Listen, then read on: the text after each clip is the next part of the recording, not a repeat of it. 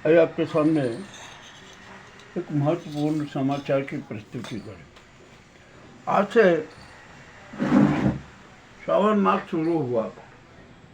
विश्व प्रसिद्ध महाकालेश्वर मंदिर में भक्तों का सैलाब उमड़ रहा। अनेक यात्री बसेस से, निजी वाहनों से, ट्रेन से यात्राएं करते कर रहे, और कल से तो और ज़्यादा यात्रियों का बोझ बढ़ेगा, दबाव बढ़ेगा। इसके लिए रेलवे ने कुछ विशेष व्यवस्थाएं की है, जिसका आज संपूर्ण विवरण पीआरओ ने प्रेस माध्यम के द्वारा रेलवे द्वारा की जा रही तैयारियों का विवरण प्रस्तुत किया। ठीक 3:35 3:40 पर पत्रकार वार्ता शुरू हुई। पीआरओ महोदय ने अपना प्रतिवेदन प्रस्तुत किया। उन्होंने उसमें कहा कि लगभग 1 लाख लोग प्रतिदिन महाकाल के दर्शन के लिए ट्रेन से आएंगे। तो रेलवे ने, रतलाम रेलवे मंडल ने उनकी सुख सुविधाओं के लिए विशेष व्यवस्था की। वर्षा काल होता कि यात्रियों को जो रिमझिम वर्षा होती है उससे बचाने का जिम्मा भी लिया, उसकी भी व्यवस्थाएं की।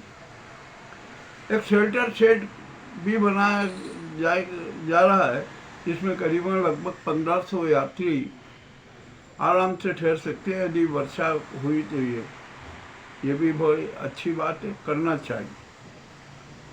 अब यहाँ पर पत्रकार वार्ता में अनेक सवाल खड़े होंगे। सबसे बड़ा सवाल हुआ ऑटो वालों और ई रिक्शा वालों का कि वे प्लेट के अंदर तक चले जाते हैं, प्लेटफॉर्म तक चले जाते हैं, जहाँ से यात्री उतरते हैं ना, वहाँ तक चले जाते हैं। ये मामला बड़ा गंभीर है। और कुछ ऑटो तो अंदर सीमा तक में आ जाते हैं। तो यहाँ पर यह व्यवस्था जरूरी है, ऐसी कुछ सुव्यवस्था की जाना चाहिए। पीआरओ महोदय के सामने बात रखी गई तो कुछ संतोषजनक उत्तर नहीं मिला।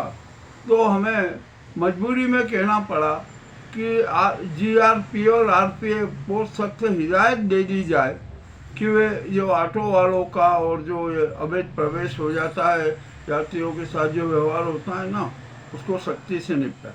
एक भी ऑटो है ना स्टेशन परिसर में नहीं आना चाहिए, इस बात की वो कीजिए। अब दूसरा एक सवाल उठा कि जो महाकाल के दर्शन करने आते हैं उसमें वरिष्ठ नागरिक होते हैं, बुजुर्ग भी होते हैं, और बहुत अशक्त भी होते हैं, कुछ विकलांग भी होते हैं। तो उनको बाहर तक छोड़ने का, और जो कोई जो वरिष्ठ नागरिक है, विकलांग है, वृद्धजन है, तो उसको वापस रेलवे के प्लेटफॉर्म पर जहाँ वो जाती है वहाँ छोड़ने की व्यवस्था की जाए। ये भी प्रश्न है तो सही। और इसी के साथ साथ एक प्रश्न उठा कि यहाँ पर जब यात्रियों का दबाव इतना रहता है तो कुछ क्योंकि तबीयत भी बिगड़ जाती है, सफोकेशन भी होता है, और अनेक प्रकार से यात्री प्रभावित होते हैं। तो उनके उपचार के लिए प्राथमिक उपचार केंद्र की व्यवस्था भी की जाना चाहिए। अच्छा हो जाना चाहिए सब। और यात्रियों की सुविधा के लिए सूचना तंत्र बहुत मजबूत होना चाहिए। बहुत जरूरी है कि हर यात्री को जो भी जानकारी मिले ना सुलभता से मिल जाए, ये बहुत अनिवार्य है। और यहाँ पर दूसरी बात समस्या आती है टिकट वितरण की। कोई बिना टिकट यात्रा नहीं करना चाहता, वो टिकट लेना चाहता है, किंतु टिकट काउंटर पर भारी भीड़ जमा हो जाती है।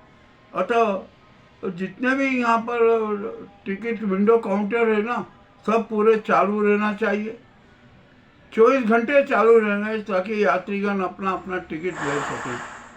ये भी बहुत व्यवस्था बहुत जरूरी है, ऐसी व्यवस्था करना अनिवार्य है।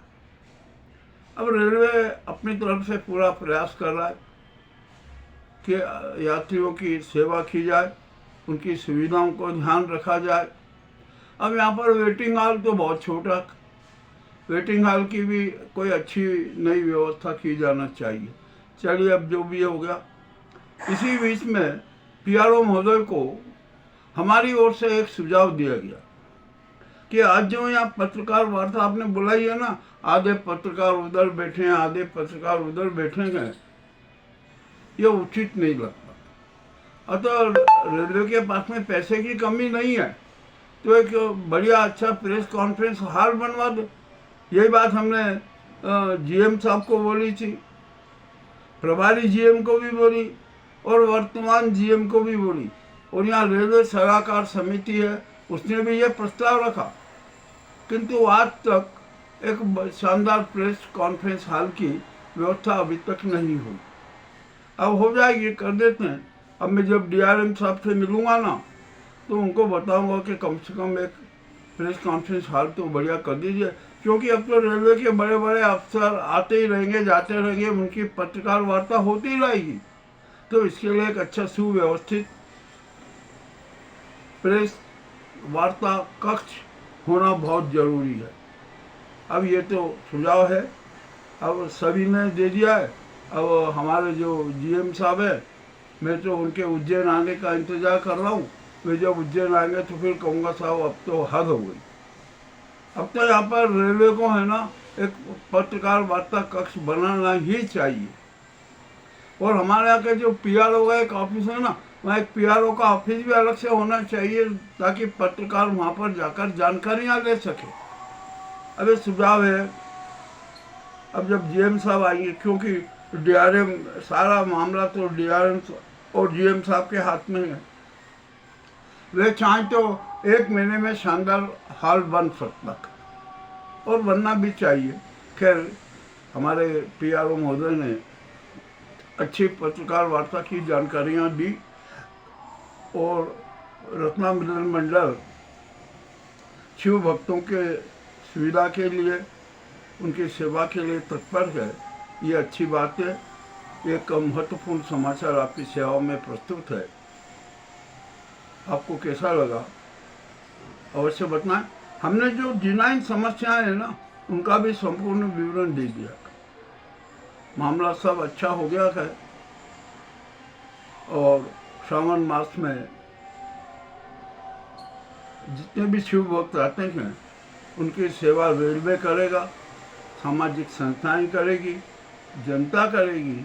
और ऑटो वालों से हमारा एक विनम्र निवेदन है कि वे रेलवे की सीमा में प्रवेश ना करें। और जीआरपी और आरपीएफ को सख्ती से इस बात पर ध्यान देना बहुत ज़रूरी है।